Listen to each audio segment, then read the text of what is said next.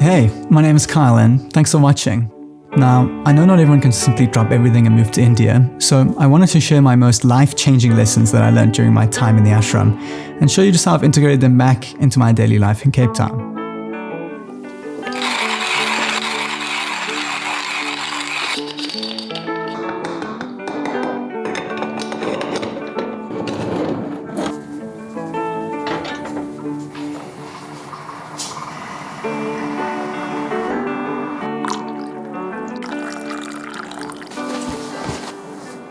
So if you watch my videos, you know that I teach yoga, but what you might not know is that I was actually kicked out of my first ever yoga class. So let's rewind 13 years back when I was asked to politely leave the class when I couldn't stop laughing after everyone erupted into a lion's breath, which is a yogic breathing technique where you go on all fours and you exhale loudly through your mouth with your tongue out like a lion. And then let's fast forward 8 years later to my first week in the ashram.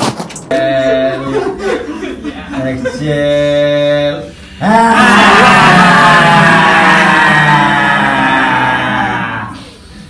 Inhale. And as you can see, I've come a long way maturity-wise. And recently, I've been thinking back to that time, and although it may seem like fun and games, it was actually one of the toughest things I've ever done. And part of the struggle was indeed the rigorous schedule, which included hours of chanting and lectures, tough physical yoga, painfully long silent meditations, breathwork, conditioning, and only 2 sattvic meals per day. And we'll get into this. The other and more important part of the struggle for me was learning to let go of resistance and begin to enjoy the subtle things in life.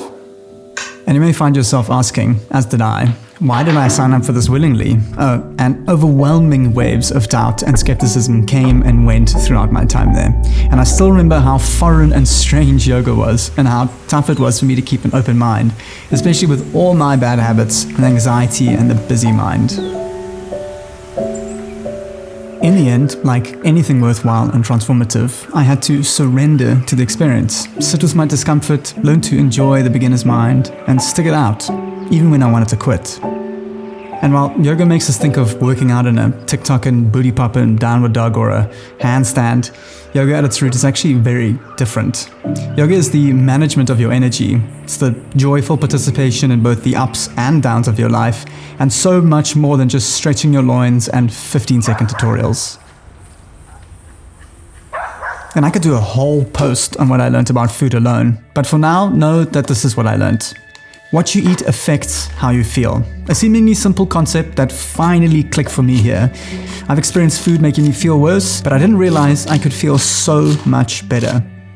Foods have different energies. Eating seasonally, locally, organically, and freshly prepared foods increases not only its nutrition, but the positive energy your body absorbs from it. Eating only sattvic food and eliminating meat and caffeine and alcohol, garlic and onion, these kind of things, all serve to enhance the clarity of mind. It may not be fully realistic, it's definitely worth looking into because it works.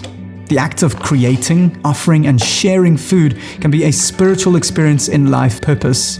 Ayurveda, which is the sister science of yoga and an ancient Indian healing practice, well integrates us into meals and principles of food. Every individual's experience is undoubtedly different, and what follows is what I wish I'd known would come from the hours of discipline and the leap to let go and surrender. And over the years I've managed to collect a few bad habits, but it was nice to be in a space where I could begin to address some of them. And personally I've struggled a bit with an addictive personality and a turbulent mental health, and I guess all the strain that comes around keeping myself level, and more recently with the help of some medication. But here are a few things that I learned that made the biggest changes, and just to note, they were and continue to be a big challenge, but I try to keep them as consistent as I can. First was waking up and going to bed at the same time, and not sleeping too much. This seemed counterintuitive in the beginning, but it really changed my energy levels. Next was having a daily physical routine that gets you into a bit of motion and stays fairly consistent, just to break a sweat. I really enjoyed this aspect, and if you'd like to join in on this, you can always hit the subscribe button. The support goes a long way. And I still struggle with this one, but getting comfortable with discomfort, and this is something that I usually turn away from, but what yoga teaches you is actually being able to turn towards pain and just being comfortable in it, and you find yourself moving through it so much faster.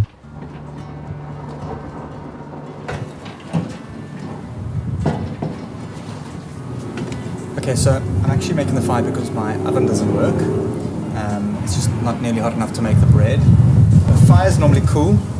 I just need ripping hot heat, but it's bloody windy, so I'm having a little bit of a hard time here, as you can see. But my plan is to make a fire here and a fire over there, and then put the pot in the middle, close the lid, and there's a little bit of an air vent here because this is an old gas canister. And I'm hopefully going to circulate the heat and be able to cook this bread at the right temperature. I'm just scared my dead cat's going to catch on fire. So here are my most life-changing lessons, only after a few weeks of surrendering to the schedule. Sitting with discomfort, mental and emotional, physical, and I can still feel my hips. It's all important. Whether on the mat or in the middle of chanting or during a particularly long meditation, I practiced just being in moments where I had the impulse to get up and leave about 100 times. I learned that leaning into discomfort is the only way to move through it. There is magic in surrender. And what is surrender? Well, ultimately it is trust. This is something that I personally needed to rebuild. Trusting the people around you, those guiding you, the people that sort of cross your path is essential. The harder part, at least for me, is actually just trusting myself. There are two choices for how we feel, both on and off the mat, which is love and fear. Everything else is some variation of one or the other. And I used to choose fear blindly and repeatedly without even recognizing it for what it is. And silly as it may sound, and a little bit ironically, but learning to do a headstand did indeed represent for me the process of moving from fear to love. And that's kind of why I love the practice of yoga. There is no substitute for experience. For most of my life, I've known that things like walking and meditating, writing, eating well, are all good things to do.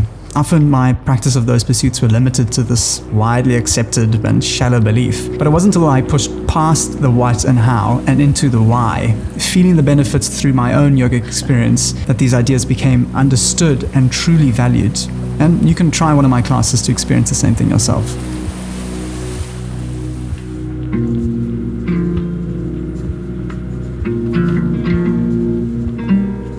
And finally, balance is key. Now, I'm not sure if you've noticed, but I can be somewhat of an extremist, either from my yoga practice or to start on this channel or how I live my daily life.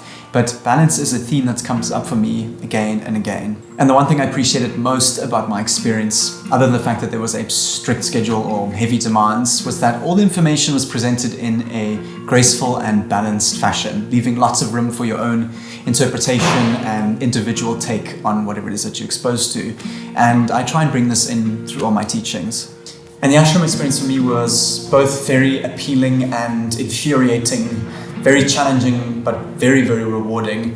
And best experience with just surrendering and going with the flow. So on my channel, I try and aim to provide a space to experience these things where you can be embodied as you move through your practice. I've got a new color on the wall. I'm going to look at more a mobility kind of take on this new series. So if you'd like to join in, you can always hit the subscribe button, and I'll see you on your mat.